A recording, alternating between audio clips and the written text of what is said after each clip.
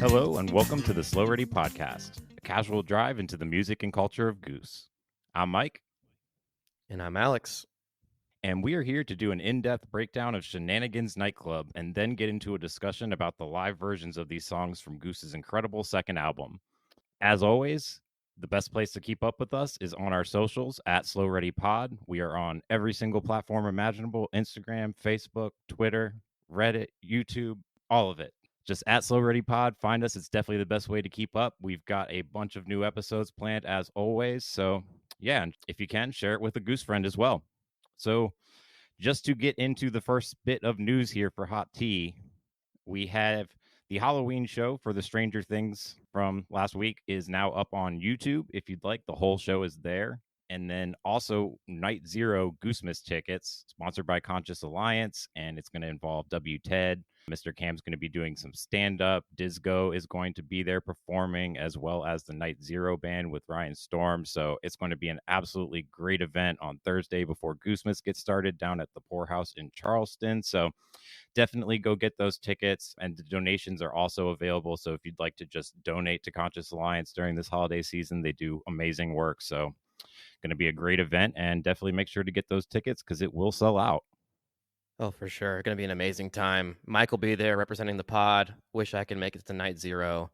And quick note on the Halloween show on YouTube. It's very pleasant to watch the show on YouTube after watching the jumpy stream from Nugs live. So awesome show. Hope you all enjoy it. But one last bit of news that Mike is conveniently leaving out was that Goose had a private show on Monday in Charlotte at the Revelry, and he was lucky enough to attend, being a Charlotte native. So, Mike, let's dive into it. What was the show like, man?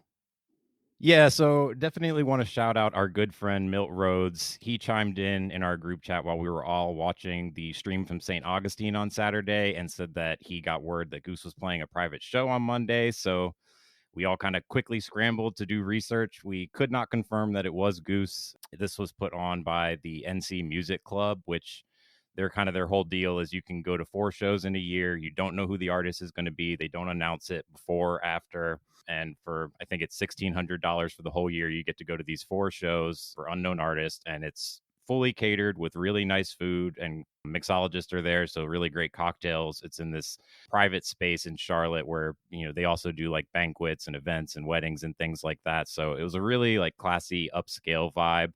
But for this year, they also were doing single show tickets, so I was able to nab one of those for it was pretty unreasonably priced if you ask me, but this was kind of a once in a lifetime chance to do this and see Goose in a small intimate setting. So yeah, it was a really cool experience. Obviously, the crowd was a bit mixed. There was, I would say it's probably like half Finance Bros and then like half Goose fans, like in tie dye and things like that. So it was an interesting environment. But at its busiest, I would say there were probably like no more than 750 people there.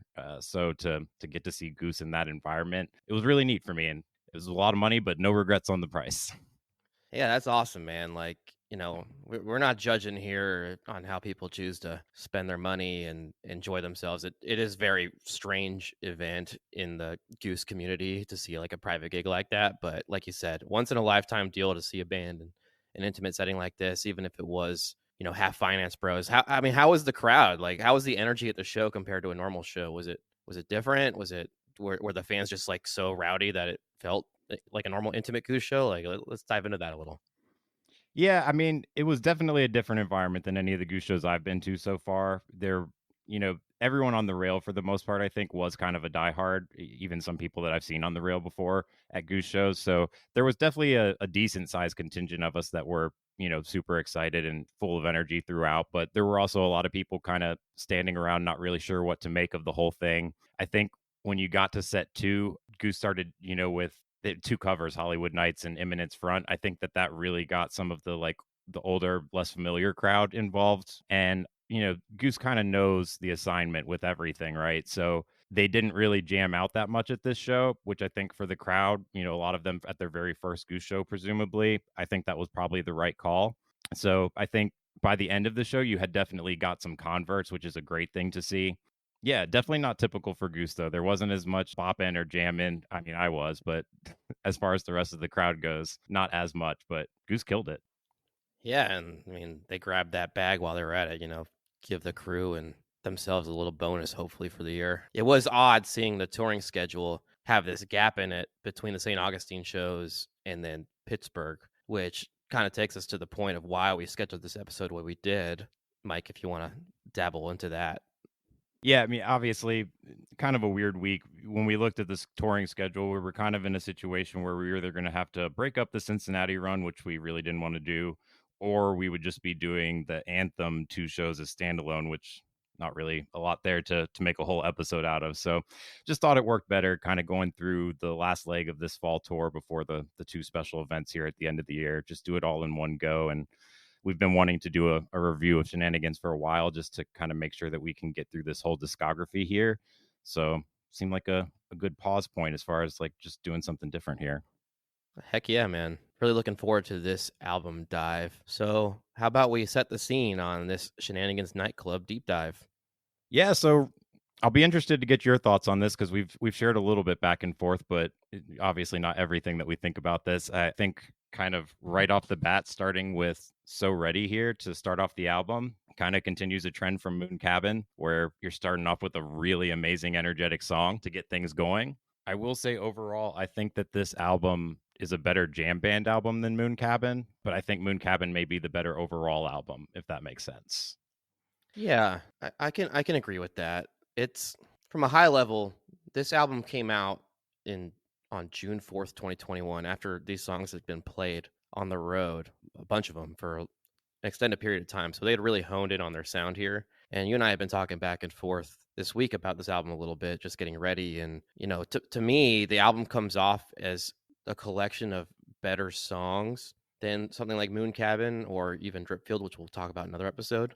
Not necessarily a better collection of songs than Dripfield, but definitely a better collection of studio songs than Moon Cabin. But it doesn't sound as cohesive as an album to me. And the songs sound very close in a lot of ways to what you get at the live setting without the energy of a live performance. So it's interesting to dive in a little bit into this album.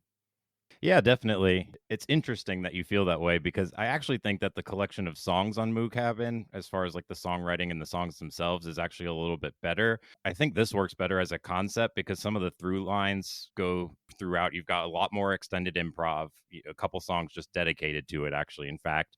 Whereas on Moon Cabin, you've got some interludes, but they're more or less, as we discussed on that episode, kind of appetizers for the songs. It's more like a continuation of the same idea or same theme. Whereas here, I think the instrumentals are kind of very much their own thing, and it definitely makes you feel more a part of that jam band universe, so to speak. But overall, I would say that the quality of the actual songwriting and everything here, there's 5 or 6 really great songs, but I don't know that that measures up as far as just like what you could make a set list out of in the same way that Moon Cabin does. That being said, the production value has leveled up immensely from Moon Cabin to this.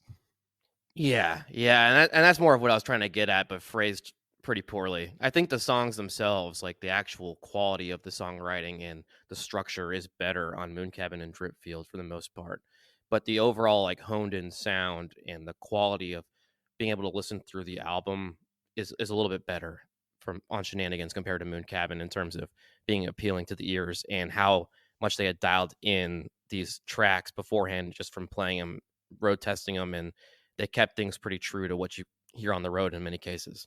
Yeah, I co-sign that 1,000%. That's perfectly well said. So, with all of that, what do you think specifically of "So Ready" here as an opener in terms of like the production of the track? Obviously, everyone was familiar with it, but how did they do with this as far as an opener? I think it makes a ton of sense. I mean, just like what on Noon Cabin, they kind of nailed the first track here to stick the catchiest studio track with that, retro disco rock kind of feel to it. Very Trevor forward, highlighting the funk this band is capable of. And like we talked about just a little bit before, it's a common theme with this album, but it sticks very true to what you hear from the live cuts. Just maybe a little bit more dialed up with Trevor than you might get sometimes live, but very, very close to what you'd expect to see at a show. Yeah, definitely. And we got into this song a little bit, obviously, in episode 1 when we were doing songs to recommend to a Newton Goose fan. And I'll just recap a couple of my things from there. It's modernized, great disco funk. it definitely is a showcase for Trevor's playing. If you pay attention to his lines on the bass, they're very, very interesting lines, and he adds all these little nuances and embellishments at the end of phrases that are just great. He's turned all the way up. I think the production value on this song is one of the best on the album, and I'll get into this more on some of the songs where I feel like it makes a bigger impact, but definitely on this album, especially compared to Moon Cabin, I said the production value went up. One of the ways I think it did go up dramatically is the use of fade ins and fade outs on this album is absolutely fantastic. As soon as we're transitioning from one segment to another, the bass drops down or the drums come up. They just kind of know exactly what they're doing in terms of what they want to bring on for each new segment of a song. And yeah, that was one of the things that I noticed, right on the opening track here is their use of fading in and out and highlighting different parts of the band when they need to be highlighted is just absolute perfection here.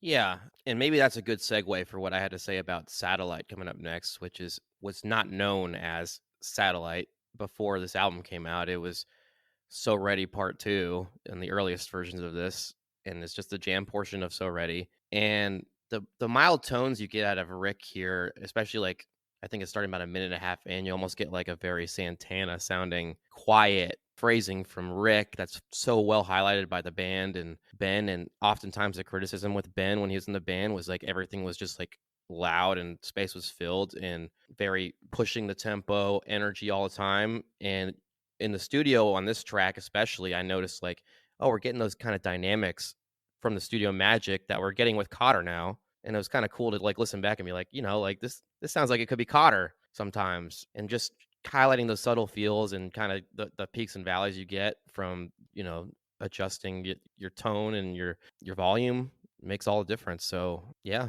extremely true. Again, what you'd expect to see live from a Satellite So Ready jam. I think the band sometimes even forgets this is called Satellite because they put it on the set list like 4 different ways earlier this tour. But yeah, in fact, the only thing I'll say is like it sounds just like what you'd expect live, but the drumming sounds so clean at some points it almost sounds like a fake drum track. It's like that clean and well polished. So great stuff. Yeah, definitely piggyback up. It's funny that you said that about the Cotter Ben comparison because actually, and we'll get into this a little bit more when we start going through some of our favorite live picks. But there's been a couple instances where we've been going on deep dives recently, and obviously we've talked ad nauseum about the differences between Cotter and Ben. But as I do more and more deep dives, I am finding more and more commonalities between their playing than I thought would have existed. I think when Cotter first joined, it felt so polar opposite that they're just completely different. But the more and more I go back, there are instances where they line up more than I would have expected. But aside from all that, Satellite is really just awesome. Love that part of So Ready when you get to hear it live on the album. I think it sends, what I was talking a little bit earlier, just that clear message of this now is a true jam band album. Whereas Moon Cabin, I would, definitely categorize that fully in the indie groove label that this band wears. This I would say is definitely this is made by a jam band. You can kind of tell right on track 2 that this is more exploratory, and it kind of introduces you, if you're a new listener to Goose anyways, to the world that you're probably going to end up spending a lot of time with this band in. So I think it's a great tone setter. I think it was a really great and ballsy move to put it at track 2, but really just kind of sets the tone for the whole album. Yeah, and it's interesting that they split out the jams like this and made them their own songs. Now that we have confirmation that Dawn is a song, like how come we don't get the Satellite as a song and the Thunder as a song crowd? But we'll get into that maybe later. But yeah, very bold, awesome, and this jam doesn't really sound that different than what you get at a show, like I said. So I think it's really interesting that they stuck so true to that formula on a studio album like this. Yeah, and last parting thought on that. I obviously, after you've listened to this for a long time, So Ready and Satellite, in my brain are definitely connected. But I think if you were just hearing So Ready and Satellite for the first time, they may not even appear to have a ton in common or go together. So I think it's a testament to Goose that over time of playing them this way, our brains have kind of just Satellite's a part of So Ready. And I don't think that if I could transport myself back to my first time hearing both of them, I don't know that I would have necessarily expected that. Anyways, next up we have obviously one of everyone's favorite songs, Madhavan. So in track 3, what do you like here, Alex? This is again a pretty interesting encapsulation, just kind of shrunk down of what you had seen over the years with Madhuvan live. They had been playing this one, road testing it for a very long time. I should probably have done some more research before the episode on which of these songs was road tested the longest, but this has to be up there. And you get the cool, tribal sounding drum clicks but it almost sounds like almost street drummer-esque to intro, but and Rick's guitar slowly creeping up in the background and taking us into that, infamous driving riff from Madhuvan.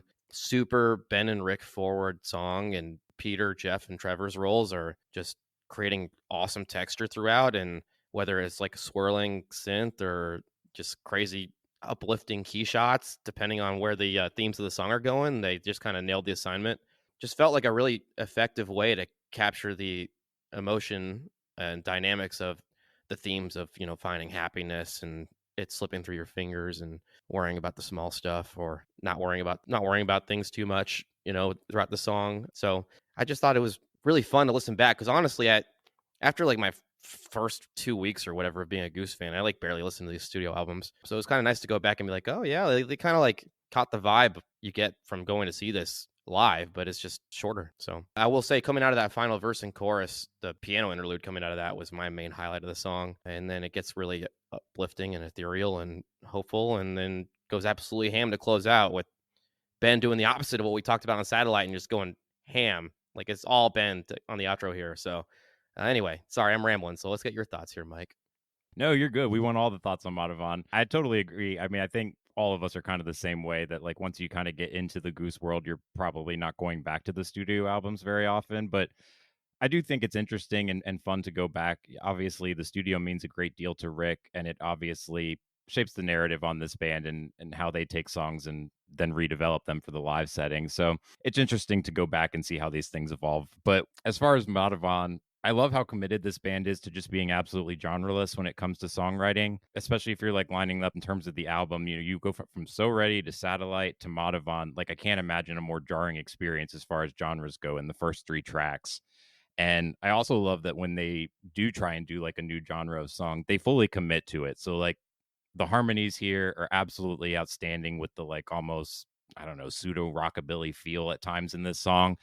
It's really interesting combinations. The harmony lasts throughout pretty much 90% of the track, it feels like, and it sounds absolutely incredible how it's mixed. It's obviously like some of the deepest lyrics in the catalog, and I think it's so interesting to put a classic tale like this from obviously a completely Eastern culture and then mix it with almost like this Western feel. Like, that's a really interesting juxtaposition. Super love that. I love the Bliss breakdown before they circle back to the main conclusion there at the end. And yeah, I mean, I think it's really well executed. And the fact that it's a 10-minute studio track also like just kind of shows that they want to tell you a little bit about what this song is. So it's an epic on every scale from lyrics to music. And I think they absolutely killed this as far as studio tracks. It's never going to live up to the great Madhavans of live, but it's pretty awesome for a studio track.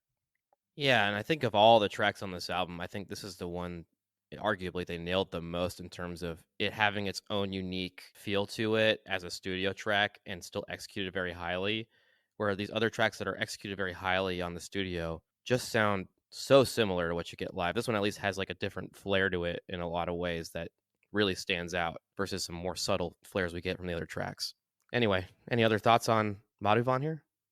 Yeah, just one other thing I forgot to mention. You brought up the drum intro. I do think the drum intro is noteworthy. It's a really cool start to the song, and it actually starts a trend. There's actually a couple other tracks on this album that we'll get to here in a second that also start with drum intros, and all the drum intros are different, but they all stand out. So yeah, that was another great point that you made there. So love calling that out. Yeah, it really stands out to you when you listen through. So, how about we get into another one here with SOS? Let's get your high level thoughts on SOS to start here. Yeah, this one I think is divisive with some people in the fan base. I think some people, like, especially like when you read like other people reviewing it, like on Reddit or like even actual album reviews, some people feel like the vision for this song is a little bit disjointed. I don't feel that way at all. I love the little breakdowns at the end of verses and whatnot. I actually think the opposite. I think this is, other than maybe like So Ready or Spirit of the Dark Horse, this may be like, top 3 or 4 most polished on the album. I love the tempo of this song. In recent years, this song has slowed down dramatically in a live setting, which I think it's a great song either way. So I'm always going to love hearing SOS, but I do at times wish that they would bring this back to up tempo. But yeah, it's just a great original kind of long striding blues sound, and it's absolutely wonderful. Yeah, I couldn't have said it better myself. I mean, the only other thing I really had outside of just highlighting the cool blues feel to this is that the drumming, the snare that Ben's hitting on 2 and 4, that really fat, full snare beat, just kind of cheekily adds to the themes of repeating cycles on the song because that's just present throughout the whole thing, no matter where the phrasing is going on the song. So I thought that was kind of neat listening back to it. But as fun as this album is, and it's kind of surprising reading the album reviews, especially from like Reddit and stuff, where these fans are going to live shows. This song sounds so similar to what we get in the live setting, in my opinion. So to hear it sounds disjointed is a little off-putting for me. Yeah, I think some of the people that were negative, they really were just like kind of griping about the funky breakdowns. But Goose loves to break up ideas and separate the ideas clearly. So I think for their style, it was an inspired choice. I also really just quickly before we move on, I love the cowbell on this song. It's absolutely perfect, and I do think that they're compact, but I think that there's some of Rick's better studio solos. I'll just say that. Oh yeah, yeah. The way he can just capture a completed, fully fleshed out melody in even like a few bars is remarkable. Definitely, it packs a punch. And if you don't have any other thoughts, it moves into its companion sister song, Dawn, on the album, which it frequently does live. So, what do you think about the Dawn? Takes a little bit different here on the album than what we get live. Not a ton, but definitely some differences here. Mostly in the intro and outro, and I really enjoyed this intro. The intercut with the forward and reverse vocals of Rick at the beginning is really an interesting sound, and if they can flesh that out in a live setting somehow, I'd love to see that. But once you get into the main portion of the song, it's very standard Dawn. It's what you'd expect to hear when you listen to SOS live and it goes into Dawn. The vocal layering that was done with Rick's voice is extremely cool once we get going. I love the tone all around from Peter on his synth choices and Rick's guitar. He kind of subtly changes the tone as the song goes on from like a really clean jazzy tone to a much more quote unquote 70s 80s clean where you get a little bit of that fuzz and like a little bit of drive on his sound. But yeah, it leads into that really beautiful outro with the gorgeous vocal harmonies and acoustic guitar just being finger picked. And I'd love to explore them kind of tweaking these intros and outros on Dawn because we kind of have a very standard package to it these days. Yeah, I definitely would love some variety in the SOS Dawn packages in the live setting for sure. I think that's overdue, and we should be looking for that in the next year or so. But I think this Dawn was where I first started recognizing how great the use of fades and the equalizer in general on this album is. Everything is like pitch perfect, and as soon as we're transitioning from one section to the other, what isn't needed fades out, what is needed is faded in, and it's all perfectly timed and sequenced, and you have very clear markers as you're entering the new sections. I am going to be a strong proponent for that in the live setting. We should bring back the chanting, the whatever the Gregorian monk type deal Rick is doing at the beginning here. I absolutely love it. I'm here for it. Let's take those risks on stage. And I think that the transition to the dance section, I think, is a different vibe than what you get live. It's maybe more like retro dance pop vibes. I don't want this to sound negative, but it almost sounds like it could be like on the 64 Wave Runner music or something, if you're familiar. That's probably too deep of a reference for everyone listening, but like it's Oh my just got God. a little bit of that retro digitized vibe to it that I think is not really as present in the live setting, but still very blissy and wonderful. Hey, if you had one of the old tapes or maybe one of the first CDs to ever come out of all time, you would get what Mike's talking about here. My mom definitely had those growing up. But great stuff. Yeah, I really enjoyed listening to Don. My comments about it being maybe lower energy or sounding very similar to live, it doesn't change the fact it was still an enjoyable listen. It's just we're so tuned in to what we see watching every show for this that you just kind of notice that you don't get the same feel to it with the crowd feeding into the band's energy. So that's all. That leads into another favorite for some. Everyone loves a flopener, and we get a flow down on the album. And this one's a little bit interesting. You want to give us your thoughts on this one, Mike? Yet another cool drum intro. This album is full of them. So, I mean, it's pretty awesome how many different ways Ben was able to start off tracks with a distinct drum intro. It's really cool. You don't really find too many albums like that. I love all the discordant tones at the beginning. This is, continuing the trend of the album. Yet another genre. Now we're at a hoedown. So, Goose conquers absolutely everything in terms of genre. They're always fully sold out too when they go for these new sounds. I think Rick's voice matches the story. He puts a little bit of a country flair into it, which I love. It matches the story that he's telling here. And I love the change in feel in the middle where it's if you're not in the jam band world like we are, it's probably either going to be jarring or exciting, depending on how you approach this. But it's really really cool, and I think that it's neat that they kind of structured this song around the beginning. A lot of Goose's work, when you expand to the live setting, is kind of by default, and this is true for all jam bands, structured to have all of the improv on the back end flow down. What part of makes it special is that everyone is here for the intro. That's where most of the improv's going to be. And I think the studio does a good job of setting the tone on that front, and knowing what to expect when it comes to flow downs in the live setting. You nailed it. I don't really have much more to say than what you said, but it was really fun listening back to this and hearing that darker, more sinister introduction to this, which we had just seen recently pop up again in this 2024 fall tour. So just listening back to this right after hearing a darker intro to a flowdown was pretty fun. But yeah, All Out Hoedown. People either love or hate this track. It's always a good time, in my opinion, even if it's very quote unquote scripted and not as jammy outside of the intro, like you said.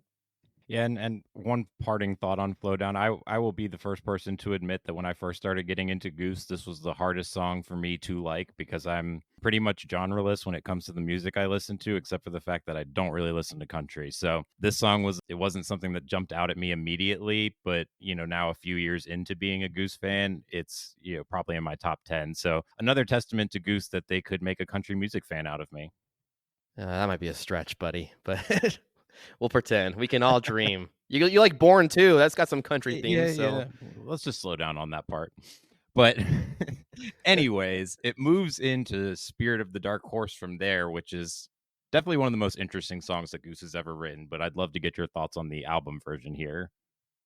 yeah, this track has always been interesting to me, like you said. But on the studio cut, it's another one where they've taken a lot of notes from their indie and pop tastes from the past and applied them to this Spirit of the Dark Horse, in my opinion, to put together this nice, quick moving, yet ballady sounding rock song with a very distinct kind of pop feel, very, very catchy when you're listening to the studio cut. Absolutely love what Trevor does on the background, holding his own counter melody on this one, while the light guitar and breakbeat from Ben is just driving the pace. And really, I think that while this song is fantastic, it serves more as a jumping off point for Thunder to really excel on this album. So I'm curious what you think about this, Mike. This was by far, I'll just be completely transparent. This was the hardest song for me to break down from the album. It's almost like 5 songs in a blender, to be completely honest with you. I definitely get the feel of a ballad in certain sections, and then you've also got those sections that are just like almost like full out break on dance sections. Like it's pretty interesting, the mashup there. It's definitely got a dark atmospheric flat minor type vibe to it, and it's so polished and well mixed. This is another crucial element as far as like the fading in and fading out on the instruments. It's just beyond fantastic on this one. There's a lot of choreography to the music on this one. Everything kind of has to be timed out right for these sections and the transitions to work, and it all does. I think it's actually one of the most impressive studio tracks, if not the most impressive studio track to me, just because of all the different ideas they're juggling musically. Make no mistake about it, this was a hard thing to put together and have it come off as a cohesive vision. But somehow, even though they're just flitting from one idea to the other, it's absolutely perfect.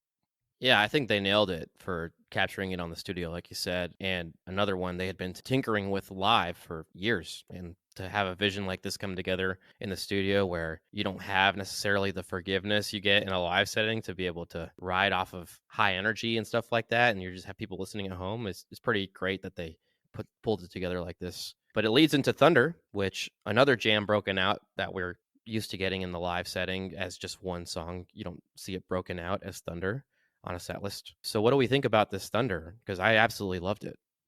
Yeah, it's a great companion piece to Dark Horse. I feel like this is a better idea and a theme for an album than maybe in a live setting for me personally. It almost just seems like it's got to be almost like a controlled sense of an experimentation, if that makes sense. That may not make sense, I don't know, but for me, I don't know that this works as well in the live setting, which I think maybe Goose agrees with me. But as far as just an idea to put on an album and maybe just try and tap into something new, but also combined with the fact that it works really well as far as just the mood of the album and following Spirit of the Dark Horse, I'm for it. But I do think it's interesting that I feel like its live usage may be a little bit limited.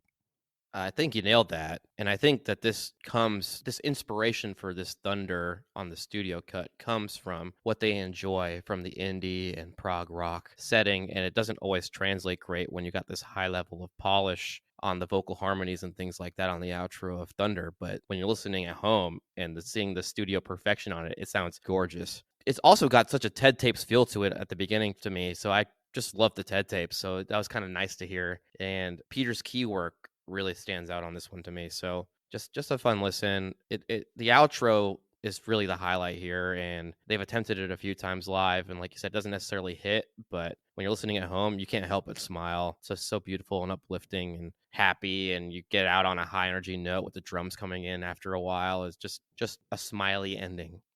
Yeah, and I totally agree with that. One other random point about these two, because I kind of do feel like they go together. But what I find interesting is also Spirit of the Dark Horse had been around for quite a while, and it was just getting onto an album in 2021. I actually think, as far as like the feel and genre of it, it may have actually had an argument to be better fit for Moon Cabin, as it, as we discussed, it is more. It's probably like the first like true indie groove type song on this album, and in that sense, it probably would work better on Moon Cabin in terms of theme, but at the same time, I don't think they had the production skill or value at that point to make it work on Moon Cabin. And interestingly enough, I think Thunder definitely belongs on Shenanigans Nightclub. So even though they work really well together, I kind of almost feel like one of them belongs here and one of them belongs on the previous album, if that makes sense. Yeah, I think that comes down to, and I don't know the exact timeline of this off the top of my head, but it comes down to this must have been being fleshed out late in the Moon Cabin timeline. It definitely has that feel, but again, Thunder is just a well polished monster, and we had seen like themes of it in a live setting, but nothing quite like this cut. So very interesting, like you said. Still an enjoyable listen, but it does feel a little bit out of place, like you said, on this album. Definitely. So that's just one track left, and maybe one of the more divisive songs in the catalog, but it ends with Labyrinth here, which I know at the time, a lot of the band, when they were interviewed when this album was being released, all of them pretty much said for the most part this was what they were most proud of. So obviously, this track meant a lot to everyone in the band, but what did it do for you, Alex?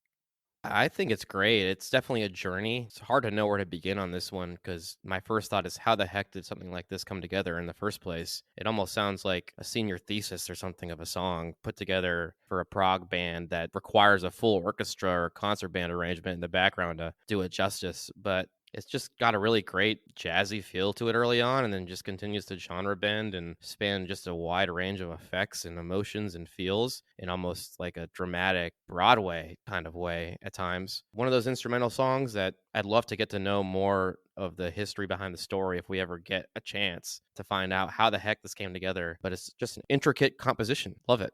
I definitely agree. It seems like it could be like your senior project when you're graduating music school. I've obviously never been to music school, so I don't know that to be the case, but it does have like the feel of like a music student senior capstone project or something along those lines. I think it's my favorite of the instrumentals. It's kind of all at once exciting, pleasing, dense, and still cohesive. I really am partial to those arpeggiated chords that Rick pits out, a few minutes into it that they combine with the harmonies. That part just absolutely sends me every time. It's just beyond gorgeous. But another song where they're juggling a lot of music ideas and the transitions from one to the other are absolutely perfectly executed. I think it's a great closer for a jam band album. Yeah, it highlights a lot of the band's talents, even though it's a structured composition, to show you what they can do in a live setting and how much genre this band can cover in the span of one song. So, yeah, with that, any other thoughts on the album as a whole? Because we also have a movie to talk about that came along with this album. No, I think that's a wrap for me on album thoughts. I definitely appreciate your thoughts on it as well. I feel like we kind of hit everything there. We can get into the movie next if you'd like, or we can start going through our live picks. I'm open to either one. I have definitely some thoughts on the movie, though. Yeah, we can hit the movie real quick because it's just a goofy mess, but it's a very endearing watch if you're a fan of Goose. So, the movie was put together for Shenanigans Nightclub when the album came out, directed by and produced by friend of the band Will Thresher, who was also very involved with Moon Cabin at the time. And this movie is a sci-fi comedy dramedy about a son trying to find his father lost in time, and has the tracks from Shenanigans Nightclub accompanying the movie, and you'll hear them in fitting places at times and kind of odd places at times. Like Madhuvan is tied to kicking down a door where Peter eventually gets stabbed with an axe. And Flowdown is a 70s bar hoedown where the main characters get kidnapped at the end. So there's a wild ride on this one. Let's hear your thoughts, Mike, before I go too scramble brained. Well, it's a pretty scrambled movie, so I mean that's that's not exactly shocking. But I don't know. I'm perfectly fine with the movie. I love it as a fan. I think if you know Goose at least a little bit, they're kind of goofy and nerdy in the best possible ways. Rick and everyone in the band has always shown a propensity to also like filming things. They are great at doing promos. They, made that whole like space intro movie for Goosemas last year. They've got a long history of doing other creative things with movies. This was obviously the first full length. I will kind of spoil it. There is a cliffhanger. So I'm going to be the first person to shout, Goose, where is part two? I want to see it. So, but yeah, it's a lot of fun. The scene between Coach and Rick as Coach plays his dad's lawyer is absolutely hysterical. I think if you're kind of in So good. tune with you like it, but if you're in tune with I said this it's so band, good. Yeah. yeah, if you're in tune with this band and their sense of humor, I think it's kind of endearing. And I will say that I'm also somewhat of a movie nerd. I think that I rewatched it again this morning for I think it was my third or fourth time watching it, just to kind of refresh my memory. After multiple watches, anyways, I'm actually kind of more impressed with the production value here for, not really having experience making a movie. They actually do a pretty darn good job with a lot of the production elements. Yeah, it's pretty well produced, like you said. It's just wild, funny, strange craziness. Like this is definitely the musings of a few drug-fueled nights, I think. But very, very fun. Everyone's acting their butts off. You got all kinds of great stuff to look forward to in this movie if you're a geek of Goose. You've got Trevor in very tight spandexy silver outfit the whole time. You got legendary sideburns on Jeff. You got dino nuggets all over the place. There's obese raccoon references. Like it's just shenanigans in Shenanigans Nightclub, the movie. So it's a great watch if you want to laugh for an hour. And yeah, we need a second part because the cliffhanger sucks. That cliffhanger is terrible. Yeah, I mean, just at the end of the day, if you're a nerd about this band and you go in it with an open mind, you're probably gonna have some fun. It's only like barely over an hour long, so it also doesn't take very much time. But yeah, I think if you're kind of on the same wavelength as Peter and Rick and all the like '80s references that they love to throw in, I think that this movie probably owes a lot to like their fandom of like Back to the Future and things of like that nature. So yeah, if you go into it with an open mind, I think you'll have a good time. Yeah, and it's just fun to hear where they decide to put the songs from the album in the movie because they're not really tied together outside of the songs just being thrown in the movie and having maybe a similar theme or thought in certain moments. But just a fun watch. I definitely laughed, so worth the hour if you're a geek like us. Definitely, definitely. So with that, let's get into some of these live picks. So I guess we can just kind of like go down the track list in order here. So starting with track one, So Ready, the opener. What did you choose as your favorite live version for that, or at least the one we're recommending? I went with the version from June 26th, 2020 from the Bingo Tour, Night 3. Very high energy, fun version of So Ready with a Boogie Nights kind of feel at the end. It's hard to find versions of So Ready where there's a lot of differences to pick and choose from. It's a very consistent song in the live setting, but just fun to watch the unique flares and added comedy that you get from a Bingo Tour show when you're watching back. You literally took the words out of my mouth. There's not a ton of variation with So Ready. So a lot of them are fairly similar. So when you're trying to find good versions of So Ready, you're looking for little tiny minute differences with these songs. I chose the show that I was at on Thursday night. So there was a really good version of So Ready. The thing that jumped out to me, full show bias, I understand it's here. I can't get away from it. But I think that Peter absolutely slayed the satellite on the end of this So Ready. It was as fired up as I've seen him playing the guitar, and there was just so much passion and zap in it that it was a really, really great closer to set one after an amazing Jive Lee. So it's stuck in my brain because I was just there a couple days ago, and I can't keep telling these listeners that Goose is in a better place than they've ever been before if I don't include some 2024 tracks. So there you go.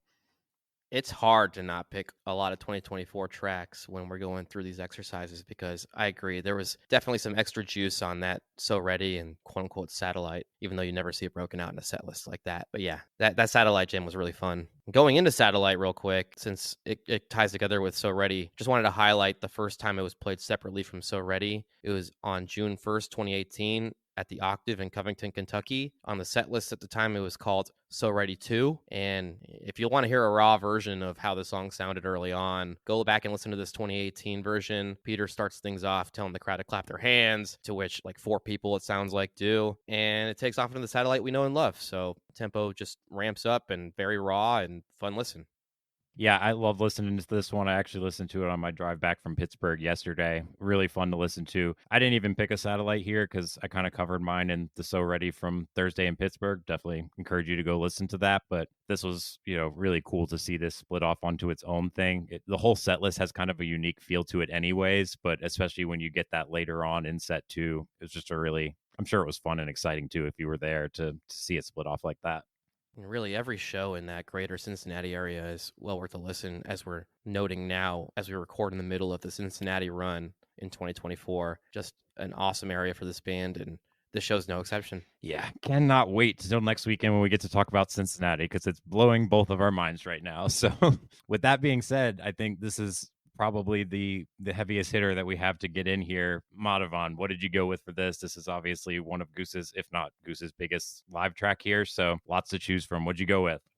So, I talk about a lot on this podcast how early on I just started diving into the live stuff very quickly, just listening to a lot of jam band music in the past. And that fall tour of 2019 was really where I started for the most part after listening to that Buffalo release. That was an official release from, I believe, very close to this show from Indianapolis on the 14th of December at the Mousetrap. And this might be my most listened to version of Madhuvan of all time, at least before we started the podcast. I don't know since I've been listening to a lot of Goose on repeat lately. But I always found these shows to be so special, and Madhuvan is always one of the highest energy main bangers in a set list. So we get into some great two guitar Goose with this one. Rick's laying a classic kind of Les Paul sound to start this off, and Peter's working kind of a vintage Telecaster sound. And you're going back and forth between the two of them with these two shot patterns that are really being accented by each other with the texture they're creating, kind of counter playing off of each other. And Ben's doing his thing that people loved and hated about him, depending on who you asked, which is just filling any open space with straight energy. But then we move into kind of a melodic shot fest that, funnily enough, Trevor's kind of being the most highlighted here through all the chaos, and his chemistry with Rick that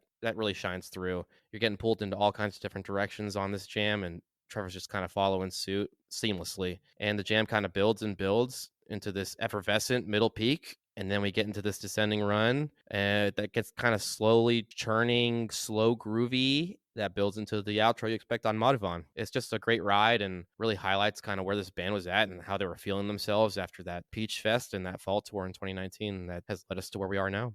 Yeah, it had been a while since I listened to this one, but listening back to it yesterday, this was one of the ones that actually struck me. It's definitely different than where Goose is at right now with Madhavan, but it also struck me how many places were actually similar in feel to current Madhavan. There were a lot of places in this jam, which obviously it's over 20 minutes, it takes some time, but there were a lot of places where they had that like controlled, staggered, but also explosive feel where, the drums are kind of almost like holding place, but they're going pretty fast. So I found that was interesting. I feel like maybe the one difference between this and like current Madhavan is that it has several distinct sections, as you mentioned, and you explained it really well. But I feel like maybe the sections aren't as developed or veering off into new territory as like current Madhavan or Goose in general jamming is. So lots of commonalities with where they're at, but also lots of evidence of the growth that they've gone through as far as a jam unit.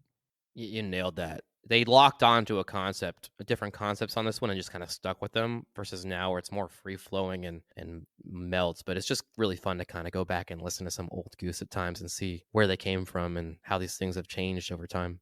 Yeah, it's totally crazy because in 5 years they weren't in a bad place in 2019. Like that's the cool part is they were still doing really well. It's just also they've come even further. So that's pretty amazing to me to go back and listen to that. I always rewarded whenever I go back and listen to some of your older picks, but I went and chose something from this year. So I picked the Madhavan from Cal Coast Credit Union in San Diego from September.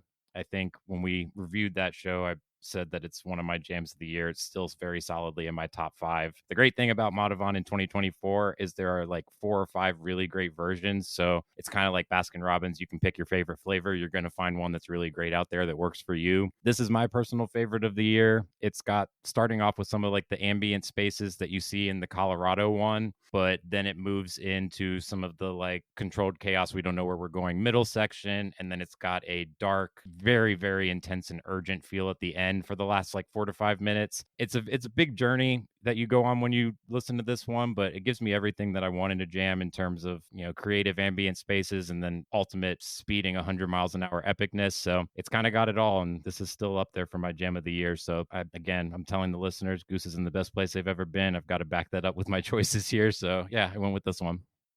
Hell yeah, man. I love it. You nailed the takes on this. That kind of brooding ambient buildup, they've been nailing it this year. And it just builds into a full, gorgeous, full band jam masterclass by the end of it. We get kind of a hard pivot midway through, like you said. It just gets into a shred fest to close this thing out, controlled chaos. And in 2024, like, can you beat that? This band is nailing the full band jams. You mentioned the Baskin Robbins thing, which is cracking me up while I was on mute here. But yeah, I totally agree. This is my second favorite Madhuvan of this fall leg. I personally prefer the Holmdel version. That might be some attendance bias on my part, but I also just kind of like Heavy Metal Goose, and that one's very heavy. But you can't really go wrong listening to a Madhuvan from this year because they've all been excellent. And to your point, the Holmdel is my second favorite Madhuvan of the year and also solidly in my top 10. So yeah, you definitely can't go wrong. It's just about whatever flavor you're looking for. So Madhuvan's in an amazing place right now. But that Yeah. kind of leads us into SOS, which is definitely one of my favorite tracks. What did you go with here, Alex? So we're going back to the octave, baby, back in Covington, Kentucky, because of course we talk about that venue, I think more than any other venue on this We do. podcast, because there's so much history there. And it's cool to go back and listen to these old kind of residency gigs that band had where they had to switch things up and be unique here because they had crowds coming back for multiple shows. And this version of the song had a much quicker pace than we get these days, as you alluded to before. Really interesting to hear how much less reverb and vocal effects are going on with Rick on this. It's very clean. And the transition into Dawn is really where it stands out because there kind of isn't one. It's a snare shot, and then you're in the cleanest version of Dawn you'll ever hear. No synth to be found anywhere. Very classic piano sound. Rick's holding on the main melody of this thing, and you get into a Dawn dance party that's not very synthy, which is very interesting.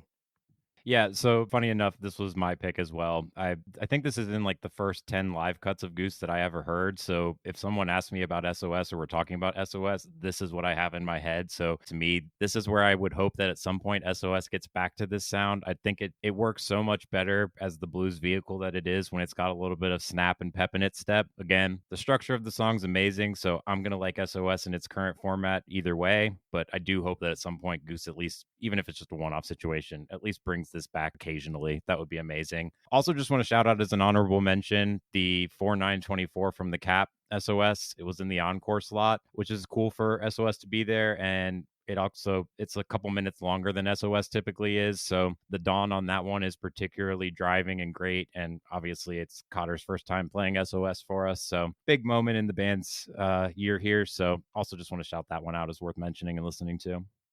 Yeah, for sure. This is one of those songs between SOS and Dawn, which we've kind of lumped together here, that stays very closely structured from song to song. So you're not going to get a ton of variance. So really cool to hear the different dynamics. And we'll have a playlist out of all of our choices here from the Nugs selection we could find. But hearing the difference between how Dawn sounded early on and how it sounds now is pretty cool to listen back to. Definitely, and the great thing about Dawn is it's pretty euphoric either way, whether you're going back 5 years or listening to a version from this year.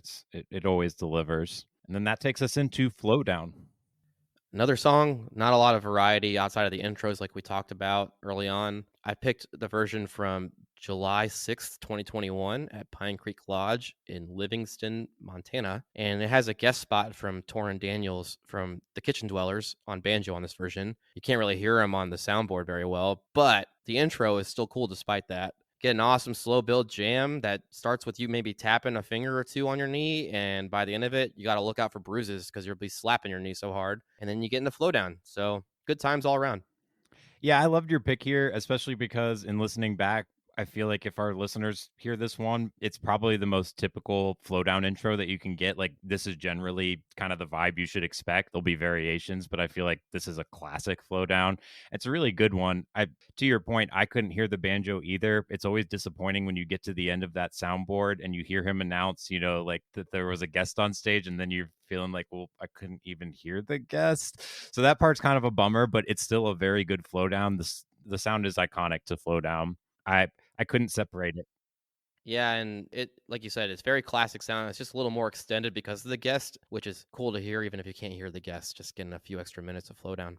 Definitely. And it's the iconic flow down experience here. I could not separate my two. I had to include two here because they're wildly different, but I'll just briefly say 61821 from Legend Valley. I think the fan base may like overall consensus, more people would pick that one as their favorite flow down. It's definitely one of the most unique. It's got this beautiful Bliss intro that even after you start getting into the song proper, you would expect it to change to like the country vibes, but they actually keep the Bliss vibe going, which makes it a very standout flow down for me. Again, we talked about it earlier. The beginning part of flow down is where all the improv and the unique differences happen. So no different here. But then I also wanted to include the Riviera Theater from December 31st, 21, the New Year's show, because on the complete opposite end of the wavelength, this I think was played just after midnight and it has like we're going to outer space vibes. So just kind of give you a little bit of the wide range of sounds that flow down can take on. The band can kind of do whatever theme they want with the intro here. And these are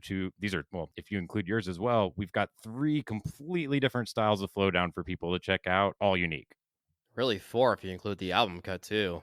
I mean, in my notes, I put your Thornville pick is the polar opposite of what we got on the album. It's blissy and happy. It tickles that space the entire time you're listening to Flow Down, and the album version is much darker. And then, like you said, Rivera Theater, it's like you're getting abducted by aliens to get a probe put in at the beginning of this thing. So, Yeah. ton, tons of variation. Let's get into Spirit of the Dark Horse and Thunder here. Let's lump those together as well. So, what you pick for Spirit of the Dark Horse? Yeah, so this is becoming a running theme for us in this episode, but just like So Ready and SOS, kind of not a ton of variation and also just not a ton of plays, period, in a live setting for this one. So a little bit limited in options, and we're definitely not going to have as wide of a scope here or differences between our two picks, but I went with Fred the Festival. I think, pretty much whatever Spirit of the Dark Horse you go with, it's going to be, like I said, kind of in the similar vein, but those Fred the Festival shows were absolutely outstanding. So I'm just such a big fan of the shows that I just went with that one. I do think it's particularly polished version of the song, but again, it's not going to be something that varies too much from what you get on the studio track. Yeah, for sure. They definitely have tweaked the arrangement on this one a handful of times over the years. I prefer this arrangement of your pick a little bit to the newer ones. But I went with a version from the same year, June 15th, 2021, at the Silver Lake Drive-In in Perry, New York. And this was the first time they played Thunder, that vocal outro, attempted it in the live setting. And it's really cool to hear, even if it's not executed as high of a level as you get on the studio album. There's a girl at the beginning you can hear on the soundboard going, "Oh my God, oh my God, oh my God." And she didn't even know what she was in for. And then, you could hear the band was kind of really excited to debut this Thunder outro because there was a little bit of extra sauce on the Spirit of the Dark Horse going into the jam. And then there's one guy in the crowd that you can hear as soon as they start the Thunder who's screaming like, "Yeah," so loud. And you could tell it was kind of like his chaser or something because he was pumped. And we get the vocal outro and it sounds great. I don't think it sounds bad. It's hard to get that like harmonized choir ambient space kind of feel in a live show without some digital sauce. So I think they did as good as you can expect in 2021, especially with what this band had as resources. Yeah, to be completely fair and transparent here, I don't think I can beat your pick with the Spirit of Dark Horse. I would encourage all of our listeners to focus on that one because I feel like that's the more true experience from start to finish. I think to your point, there are certain things that are just going to be better suited to the studio. They're just a little bit too ambitious for a live setting. I think the vocal harmony and outro probably is asking a bit much while live on stage, but I think your version probably is going to give listeners the closest thing to the full and total experience from the album in a live setting that they can get. Yeah, and it's just hard to find anything with more extended Thunder themes to it. There's always hints of it in the jams, but nothing quite like this version and a handful of others with the full outro. And I think for that, to some extent, we would just need the band to play the song more often for us to get more chances at that. So that's kind of baked into the issue as well. It definitely in the sauce. And so just one left. We've just got Labyrinth here to finish it off. So I went with the band playing this song at Red Rocks on October 5th, 2023. And can you beat a rare tune like Labyrinth to surprise the crowd at Red Rocks? Like, love hearing the different flares that this band adds to the song. Even though it's a very tight composition, they'll add different effects and slight flares to it. And it's really interesting to see, as we'll get into with your pick, which is probably the most unique version of this song of all time. Some really cool vintage synth sounds from Peter sprinkled throughout. Rick's adding some extra digital sauce, to use the word sauce for the millionth time this episode, to elevate the mood changes in different sections of the song. And of course, the rhythm section holding things down flawlessly. There's like even one point in the song where Rick kind of goes full hair metal fuzz to kind of make the song heavier in a way than it is in the studio cut. So really fun to listen. Watching back the video of it is really the most fun, to see the crowd going ape shit for Labyrinth, and probably the first time a lot of folks had seen it. So what better setting than Red Rocks to get a really rare song? Yeah, and I mean, it's so rare that you're going to be excited wherever you get it, but definitely glad that they put it on for Red Rocks. Those shows are pretty much instantly legendary as soon as they happen. I went with the 1:30:22 pick. Obviously, sort of like Spirit of the Dark Horse. Not a ton of live options to choose from here, but the 22 version from Regency Ballroom in San Francisco is the longest version ever played. I think it's like 20 minutes and some change. And so if you're wanting to get a sense of what this song might look like in, true Goose sound and format in a live setting, this is probably the one to go to. It's, to my knowledge, it's the only one that they kind of fully explored the ideas they laid down with this track. So both listens are really good. I think in general, the handful of times this song is played, it's been kind of like almost carbon copies of each other. But this 20-minute version at least gives you a little bit more to chew on. Hopefully at some point in the future we see another version like this, and I would say that's also true for Spirit of the Dark Horse. Maybe they can explore that at length someday. Wishful thinking, hopeful, whatever the case may be. But this is really fun, and we may never see them take it at 20 minutes again, but I'm going to keep hoping that they do. 20 minutes as an opener too is kind of wild. That little jam at the end is definitely a vibe, a slow groove. Trev goes full psychedelic, kind of leading the charge here at the end of the song, and really enjoyed listening back to this one. It had been a while, so great pick, man. Yeah, awesome stuff. So with all of that said, do you have any final thoughts, overall comparisons or takeaways from the live versus the album here, and just kind of wrap up Shenanigans Nightclub? Yeah, so just to kind of echo what we said at the beginning of the episode, this is a really well fleshed out set of songs. You don't get a ton of variation between the live setting on a lot of these, maybe a minute or two on certain songs, but songs like SOS and Dawn and Spirit of the Dark Horse and So Ready and Satellite are all very tightly structured, even in the live setting. So really interesting to hear how fleshed out this album sounded on the studio side of it. And even though it's not as energetic as the live setting, still an engaging listen. And these are great songs, maybe not the same songwriting level as we got on Dripfield and on Moon Cabin, but really an enjoyable listen. And then live, I mean, it's all bangers in my opinion. So you're happy to get any of these at a show. There's really not a bad version to listen to in my opinion. So great stuff. Yeah, and just echoing some of my points from earlier as well. I think this is cool to listen to, if not for any other reason than if Dripfield's any indication of how they're going to move forward with their new producer, with James D. Goodwin. I think when we look back, this may end up being the only studio work of theirs that I can listen to that qualifies as like an attempt at what a studio jam band album should be. I think that going forward, they may just embrace, the album is the album and the live is the live. And I think that may be the best course forward. But as just a point or marker in the band's history, it is really cool to go back and see what they would sound like on a studio album that is a little bit more jam oriented and a little bit more improv oriented.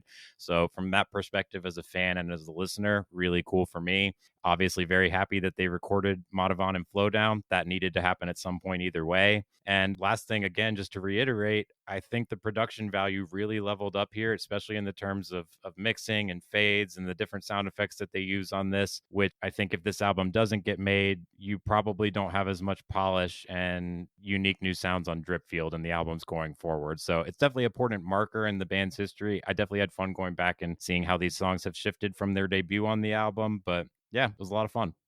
Yeah, a lot of fun. Definitely a much more enjoyable listen to my ear holes compared to Moon Cabin, where it was a little bit trickier for me to want to put that on over and over again to prep. But like you said, I think it's an important milestone in this band's history. But really, the most important milestone of them all is the movie and Jeff's sideburns. I love that your takeaway is the movie is the biggest thing, because I'm a pretty big stan for the Shenanigans movie, and I've gotten a lot of heat for that in the past, but I don't care. I think it's fucking hilarious, and I love these guys and their sense of humor. Well, yeah, and actually, I think I lied. The biggest takeaway is that Rick turned down a plate of Dino Nuggets. Like, what a jerk. Twice. Who turns down Dino Nuggets twice? And it was a full tray. But anyways, that's neither here nor there. Bruh. Anyways, with that, thank you all so much for listening. We look forward to next weekend. We are going to get back and wrap up this last leg of tour. Cannot wait to talk about Pittsburgh, Cincy, and the Anthem in DC. That's going to be a lot of fun. Obviously, a ton of improv to go over, new guitar debuts. So much has happened over the last week. We can't wait to get back into it. But thanks for dropping by and taking a listen to our thoughts on this wonderful album from Goose. And as always, be sure to follow us at Slow Ready Pod on all of social media. Yeah, looking forward to next week recapping the final stretch of this fall tour leg, and see you guys around.